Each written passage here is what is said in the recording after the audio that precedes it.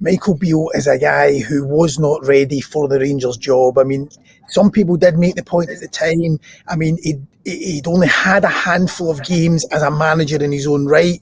That, you know, and some people who were against the appointment said that doesn't qualify you to be the Rangers manager. So before we go into, you know, actual individuals, what type of person should be the next Rangers manager? If we're saying Michael Beale was too much of a rookie, what do they need? Rangers need to think outside the box now and get their Ange Postecoglou.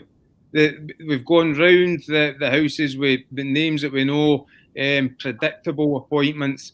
Rangers need to go and get somebody that knows a different market, that's going to get the recruitment spot on, because that's where they've failed spectacularly. It's an incredible failure, the recruitment in the last 3 or 4 months.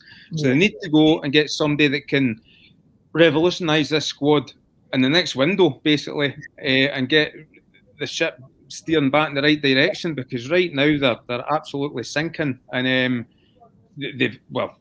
every managerial appointment has to be right, but Rangers really, really, really need to get this one right, because they're going backwards at a rate of knots. Yeah, Davey, do you think experience? Do you think they need somebody more experienced? I mean, was Michael Beale sort of just too much of a rookie? Did they need somebody with more experience and more of a presence? Look, you know, hindsight is a great and a terrible thing at the same time, because I think a lot of the Rangers fans, probably the majority, were happy enough when Beale came in, despite the fact he only had 19 games of QPR under his belt. I think that they believed that he was the brains behind the Gerrard operation. You know, I don't think too many of them will be that sure that is indeed the case. He also took on far more than he could chew when Ross Wilson left, because he then took it upon himself to be head of recruitment as well, didn't he? So, you know, so maybe there's a bit of ego at play there as well.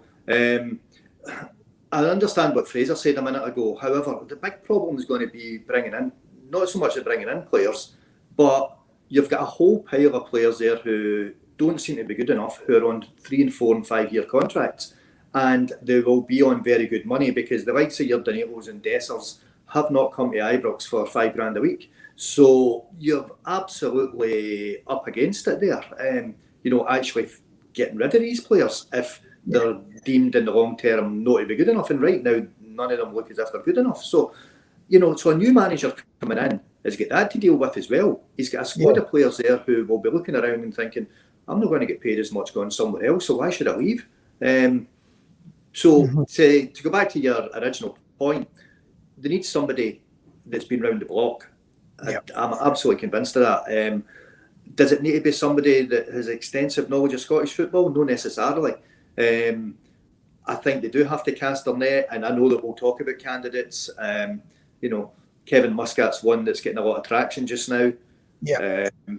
I don't know whether that is because Ange Postecoglou was such a success in Scottish football, and obviously Muscat's going down the same road as in, you know, Yokohama Mariners, and doing well there. I think they're second at the moment in their league this season, getting into the last few games. So, you know, he might be a possibility. Somebody of that ilk could be a possibility, but the fact is they need to get it right, and they cannot afford to take a punt on another rookie manager.